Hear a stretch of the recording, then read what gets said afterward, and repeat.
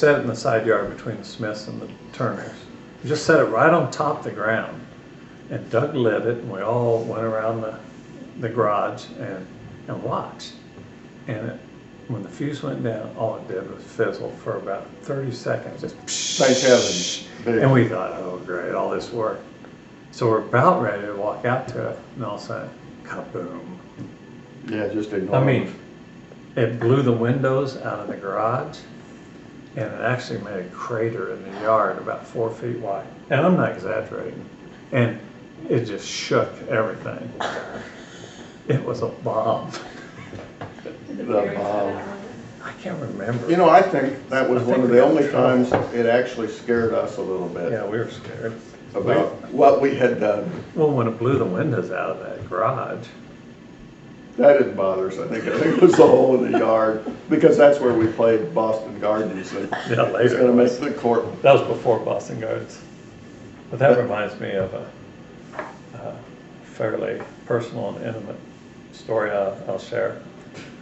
I was down at Eilers, and I was always climbing. I always took pride in to be able to climb higher than anybody else in the neighborhood.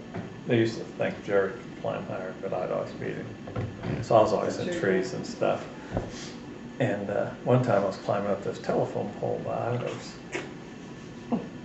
You wanna go there, huh? Yeah, I'm going there.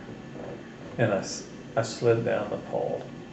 And those old telephone poles had nails and staples and splintery things all over them. And as I was sliding down,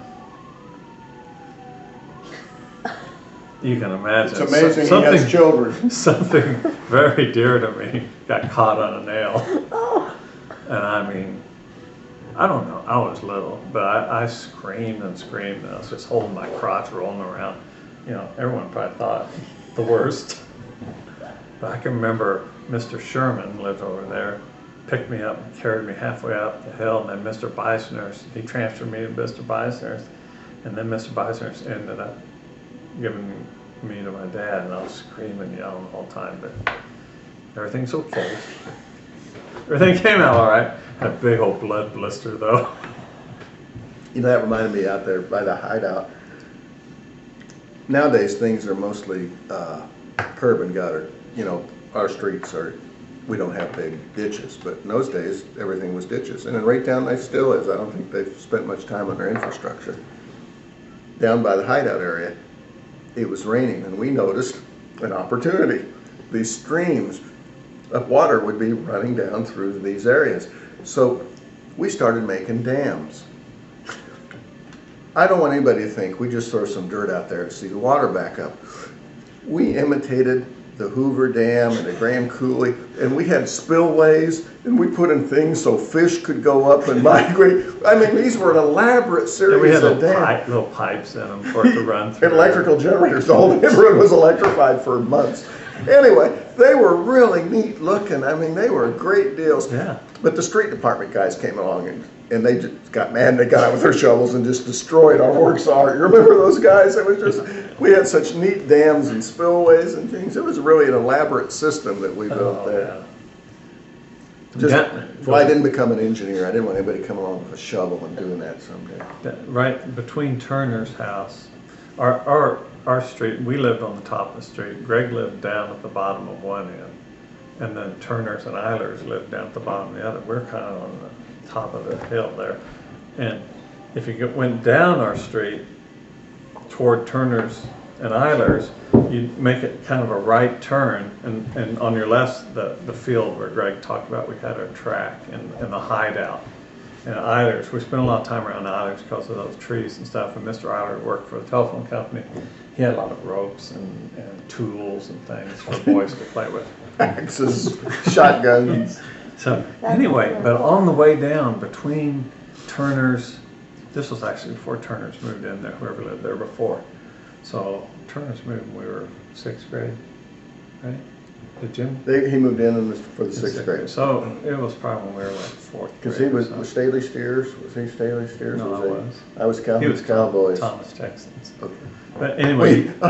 Grade school teachers, we decided we'd just name ourselves with our own mascots. after our teachers, and we played basketball, which was really sort of a form of Australian rugby with a net, because you'd tackle people and stuff. And so I was Calhoun's Cowboys, Staley Steers, and what did you say Turner was? Thomas Texans. Thomas Texans. Yeah. Anyway, back to my story.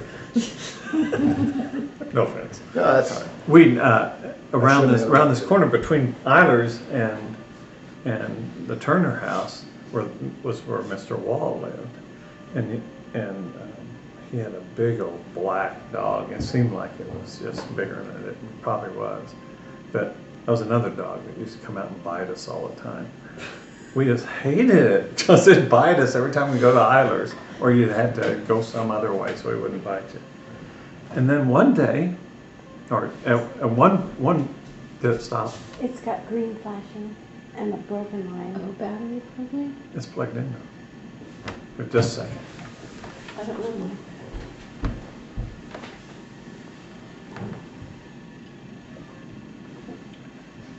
Tape? I think that means the tape's running out. Got a few minutes left here. Yeah, I might. Anyway, if that, well, if it stops, it'll probably quit blinking. It's blinking for us. Well, all of a sudden, that dog's name was Blackie, by the way. Yeah. We hated Blackie. Blackie he's worse than Flair. Then all of a sudden, he wasn't there anymore. And so one day, well, no, it wasn't until we were grown that Doug said, "Remember Blackie?" I said, "Yeah, we used to hate Blackie. He used to bite us all the time." And Doug goes, "Well, Bobby and I took his pellet gun and killed him." Oh. They actually killed it with a pellet gun. I hope the statute on suing is running. I thought you were going to tell about Jerry, Eiler, and the Bull. Okay, that's a great story. This is true. Every bit of this is true. Because we valued life and we protected the little kids in the neighborhood. There's a field behind the Eilers and had one cow in it. There's a bull, like a young bull or something. And Doug, the ringleader, said, "Jerry, why don't you go bullfight that dog, that bull?" So we got him a red blanket or something. And Jerry was younger. We were probably 5th, Doug was 7th grade maybe. Jerry's 3rd maybe. He was like Yeah, us, what we were to Doug. Yeah. Anyway, Jerry's out there going, "Toro, Toro." And all of a sudden, that bull started chasing him. And we said, "Run, Jerry, run." Run for your life. And Run for us. He Run. turned and started toward us. We were behind the fence, and his eyes were that big, and that bull hit him and gored him in the back and threw him over the fence. We thought it was great. Do it again, Jerry. Oh yeah, he wasn't too bad, Did Jerry. he have to go to the ER? We don't know. We don't care. Hey, he was an average kid. You'd get a bunch of them.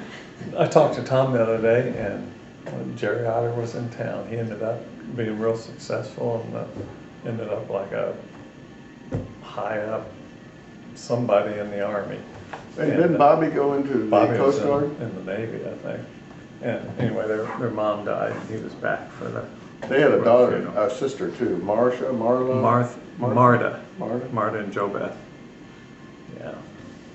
That neighborhood was full of kids. Well, And this is just the tip of the iceberg. It may never. I know the film's going to run out, so there's more. Did you get in trouble for blowing that big hole in the I don't ground? think anyone ever did. I It was don't- in the middle of the day. Most parents were at work. They were probably so glad you were alive. I don't think, They had to hear it if they were in the neighborhood. Oh, though. yeah. Did they even know that you did that? I don't know. You didn't tell your Hey, mom and dad? I remember Sometimes two young things people- getting in trouble for. One was ringing the doorbell, and one was setting the pasture on fire. After that, it was carte blanche. Yeah. I mean, we survived, amazingly, when I think about it, all the things. We had a lot of fun. A lot of old time neighborhood fun. Kids hanging out all day together. And then we'd stay all night together and then get up and do it again. Was there a story about the Irish house catching on fire? You know, Eiler's house burned down one Halloween because Marta was lighting her pumpkin in the closet. I have a little bit of a